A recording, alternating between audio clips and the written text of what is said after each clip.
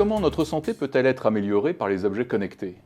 Pour en parler, notre témoin de l'économie est aujourd'hui Éric Séban, fondateur de Visiomed. Éric Séban, bonjour. Bonjour. Alors, est-ce que notre santé va-t-elle être améliorée par les objets connectés? En tous les cas, oui, nous sommes convaincus. En plus, elle va contribuer à humaniser la relation entre le patient et son médecin.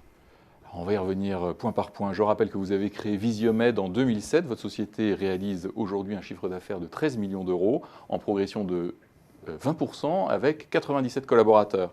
Vos produits phares sont le thermomètre médical sans contact et le lecteur de glycémie pour diabétiques qui se connecte sans fil au smartphone. Alors vous disiez à l'instant, notre santé va être, vous êtes persuadé que notre santé va être améliorée par ces objets connectés et évidemment tous les autres. Oui, d'abord par l'amélioration de l'observance des traitements. On va aussi favoriser le suivi des maladies chroniques, comme l'hypertension par exemple. Il y a 11 millions d'hypertendus en France et 8 millions qui s'ignorent. Donc le marché est énorme et la maladie est importante.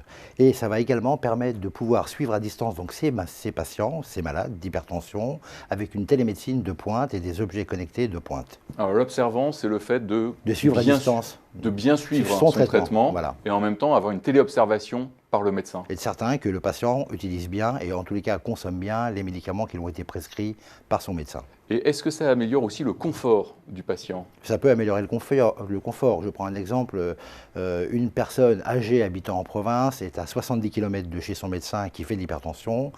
Donc elle n'a pas besoin d'aller chez son médecin tous les jours et le médecin n'a pas besoin de revenir chez elle pour prendre sa mesure. Elle prend sa mesure avec un tensiomètre connecté. Les données sont automatiquement envoyées chez le médecin qui peut suivre à distance le suivi de l'observance du traitement de la patiente et intervenir en cas de problématique. Donc ça, c'est la télésurveillance, de la téléobservation. C'est l'observance et la télésurveillance et la télémédecine. Alors, aujourd'hui, on sait qu'on a des objets connectés, on peut mesurer le nombre de pas qu'on fait tous les jours grâce à un smartphone qui est dans sa poche. On peut aussi mesurer son pouls grâce à l'Apple Watch. Mais alors, jusqu'où ces objets du quotidien vont-ils intégrer des capteurs médicaux? Alors, avant de vous répondre, j'aimerais faire le distinguo entre la santé et le bien-être.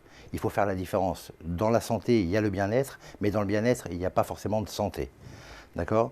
Pour le bien-être, les objets que vous venez de citer vont pouvoir permettre de créer des objectifs motivationnels pour quelqu'un qui voudrait arrêter de fumer ou quelqu'un qui voudrait perdre du poids.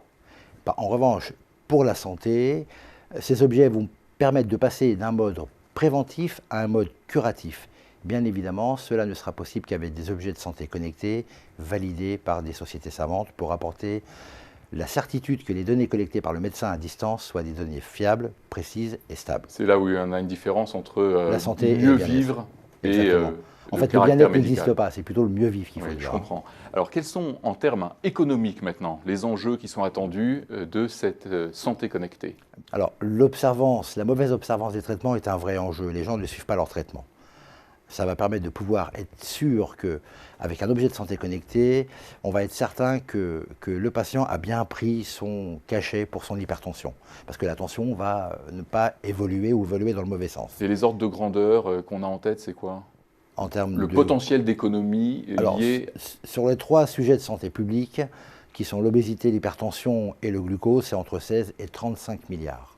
Et aujourd'hui, où est-ce qu'on en est par rapport à ce potentiel Alors aujourd'hui, ce sont des objectifs de réduction, ça va venir au budget de la sécurité sociale, de la santé.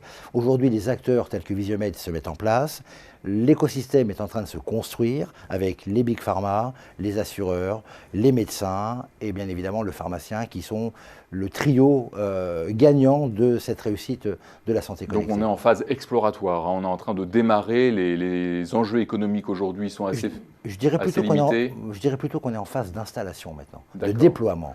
Et l'horizon alors de ces gains, c'est dans 5 ans, dans 10 ans? Alors, on attend des économies à partir de 2020 jusqu'à 2025 et on sera à 35 milliards d'économies à 2025 si l'ensemble des pathologies chroniques importantes sont suivies avec la téléobservance et une meilleure observance des traitements.